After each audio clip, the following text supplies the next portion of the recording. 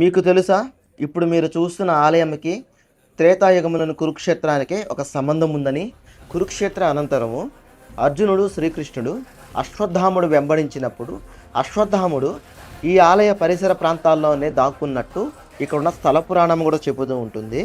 ఈ ప్రాంతంలోనే సప్త ఋషులు యాగం ద్వారా ఏర్పడిన వెలుగును వెంబడించినప్పుడు వెలుగు ఒక గృహలోకి వచ్చి మాయమైపోయిన చోటే ఆ శ్రీ మహావిష్ణువు శ్రీ వేదగిరి లక్ష్మీ నరసింహస్వామిగా ఇక్కడ భక్తులకు దర్శనమిస్తున్నాడని.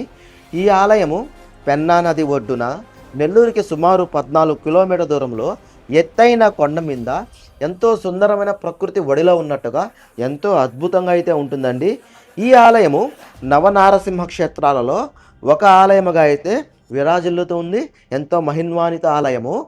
ఈ ఇన్ఫర్మేషన్ మీకు నచ్చినట్టయితే మన వీడియోకి ఒక లైక్ కొట్టి ఛానల్ని సబ్స్క్రైబ్ చేసుకోండి. నేను మీ హరి.